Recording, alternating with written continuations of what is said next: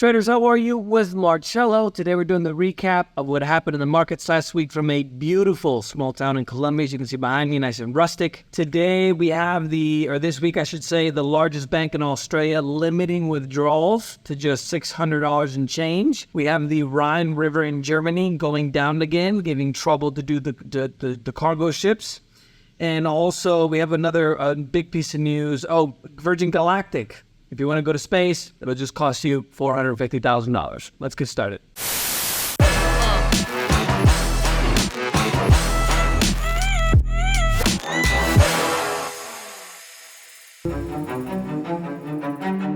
Not a whole lot of news when it comes to the economy or what the central bank is doing, except of a lot of chatter, let's say. We did have some inflation reports that came out of Europe that were pretty good, meaning that overall around the world, the inflation rates are supposedly going down. I say supposedly because I know that when you go to the grocery store, you probably don't see inflation going down. Your cost to buy food is probably still going up. I remember I tell the story frequently. I stopped for a while because I was repeating it too much, but I went to Five Guys, which was a burger joint in the United States that I love. During the pandemic in 2020, I paid $20 for two people, 2 fries, 2 burgers, 2 drinks, and now it's $20 just for me. So let's not believe that the inflation rate is actually 5% like they say it is.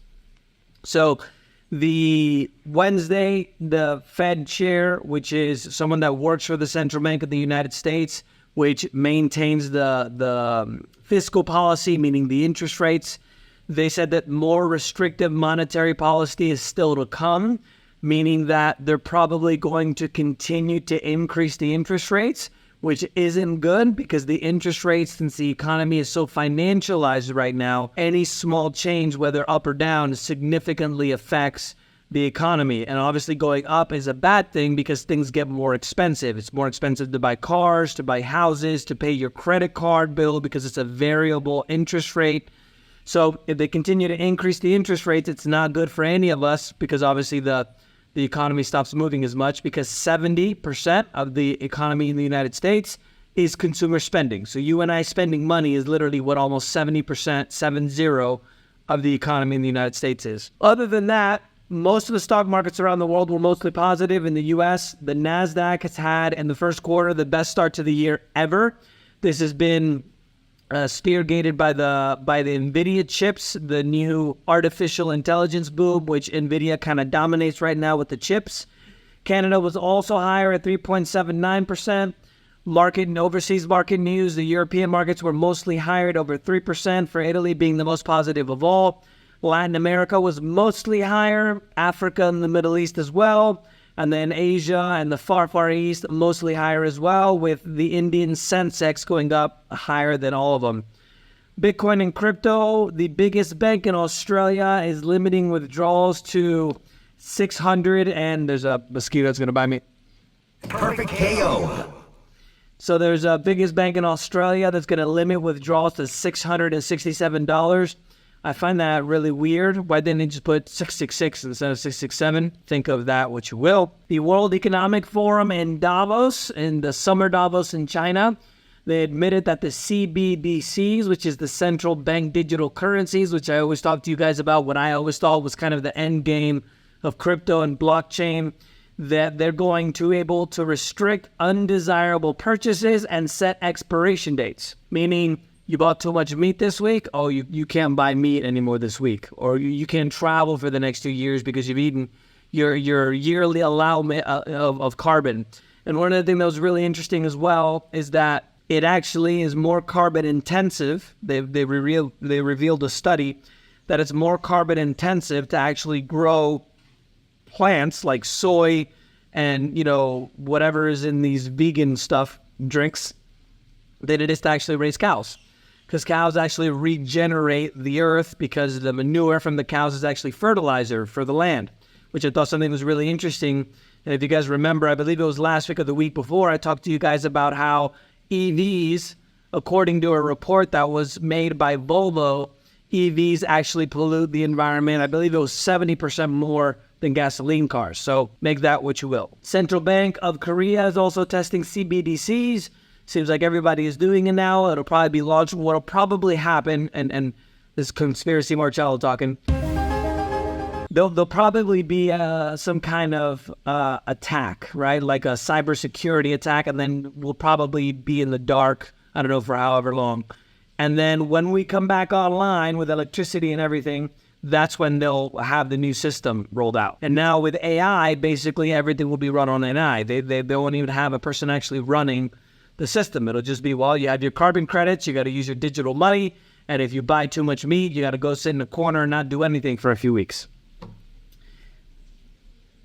Bitcoin this week down 0.98%, just over 30,400. So we had a little bit of a spurt to the upside. Now it's kind of getting range bound again. In commodities, the Rhine River in Germany, it has stopped allowing full cargo ships, or the cargo ships being full, due to the fact that the water levels have gone down due to the lower rainfall. If you guys remember, during the pandemic in 2020, the water levels of the Rhine River got so low that you could see the last time that there was a huge drought, which was, I believe, in the 1500s or the 1600s. And it actually said in German on the rocks, be afraid, be careful during this time, because the last time that it happened, a lot of people died. The oil market struggled to shake off fears of the higher interest rates, but both the United States oil and Brent, which is the international, both went up. The U.S. went up over 2% to $70.64, whereas Brent went up 1.42% to almost $75. And now the other crop that's starting to surge in price because of the climate is cacao, which is what chocolate is made out of. It's at its highest level in 46 years. So remember the last few weeks we talked about the wheat, we talked about the corn, we talked about the peaches in Georgia, the strawberries, the orange juice, right? So it kind of seems like this is just continuing to escalate little by little, and that's probably why they're making all these GMO crops, because they need it to kind of, have less water and all these other things. That's just my conspiracy theory thinking here. Gold went down 0.02% to 1920. Silver went down 1.46% to 2286. Financial and banking news, the great country of Turkey, their currency, which is the lira, dropped to a record low against the dollar.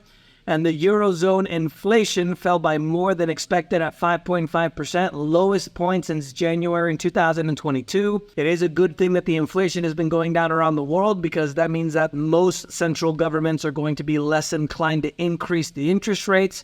And remember, we don't want that to happen, because that makes everything for us more expensive. Political news in the backwards Communist Republic of New York. They are now starting to crack down on coal and wood-fired pizzas to try to cut the carbon emissions by 75%. Of all the things they could have done, now they're going after the pizza. You know that this is the end for New York, because what else do they have other than pizza, right? And if you're from New York, I love you. There was a study done by, I believe it was Reuters. They wanted to find out the people that are in the government right now, how many are alive from slave descendants, meaning people who own slaves. The current live presidents, the only one that wasn't a descendant of slave owners was Donald Trump. And even Barack Obama was actually a descendant of slave owners as well, which was really surprising. Supreme Court struck down the race-conscious student admissions program at Harvard and University of North Carolina, meaning that they can't base the acceptance to people in the school based on race. This is going to have, in my opinion, much bigger arching effects, because they have affirmative action, which is basically hiring based on race at companies as well. So if it's not allowed in the universities, it's most likely not going to be allowed in private enterprises either. So now companies and even schools are going to have to hire or accept people based on merit rather than race.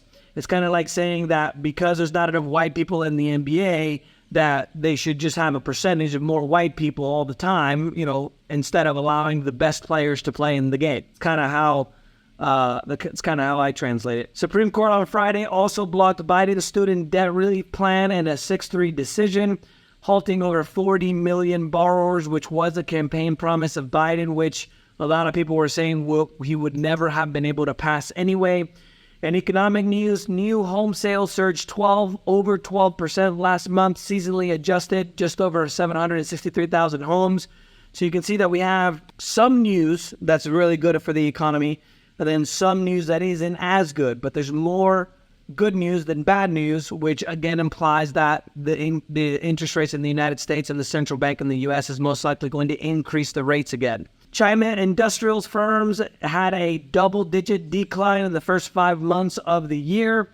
They had 18% drop in profits, so even there's some warning signs coming out of the second largest economy in the world in China. And the number of Americans with new claims of unemployment benefits fell last week by the most in 20 months. So again, more kind of flashing red signs, but unfortunately, since there's more good news than bad news, the central bank will probably still look to increase the rates. Corporate news, rich people are starting to feel the pinch as well. The index that tracks the Rolex and Patek Philippe watches went down it's a 2-year low basically now. So there's an index called the Subdial Index, which tracks the prices of Rolex sales and the fancy watches like the Pateks.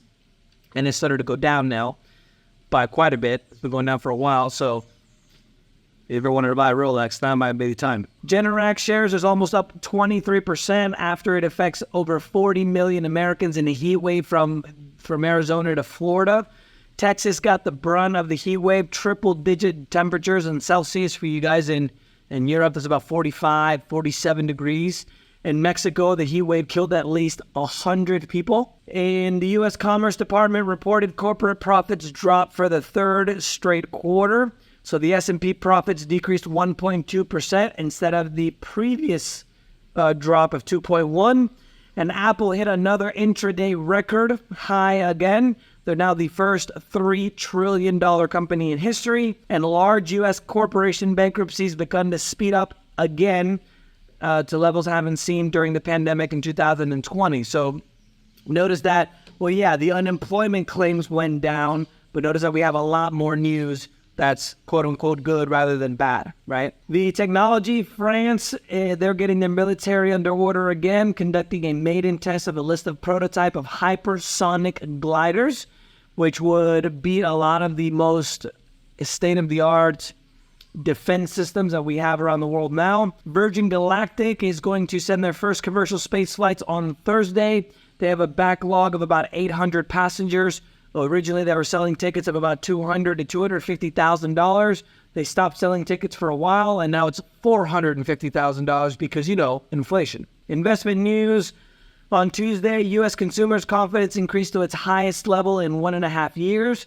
Again, remember, the consumer spending in the United States is almost 70% of the economy. So consumer confidence is a good thing because if it goes up, more people are going to want to spend money, and that moves the economy quite a bit. International news, I don't know if you guys seen, probably not because they're not sharing it in the news, but it looks like an absolute war zone in France right now. There's cars being lit on fire, office buildings, all kinds of stuff. They're sending in the military and police to be able to go ahead and put down the protesters. But there was an African-American teenager that was killed by the police, so that kind of exploded the riots there in France. Interesting facts, Italian authorities are looking for a tourist, which they did find, that put graffiti in the Colosseum. What is wrong with people? But speaking of the Colosseum, a very good thing, bread and circus anyway. The fight between Zuckerberg and Elon Musk might actually happen at the Colosseum, said Elon Musk on Twitter. So that would be kind of cool. So remember, when people start getting a little rambunctious, as the Roman emperors used to say, give them bread and circuses. That's the news for this week, guys. Let me know if you guys have any questions. Don't forget to subscribe. And remember, the preppers were right.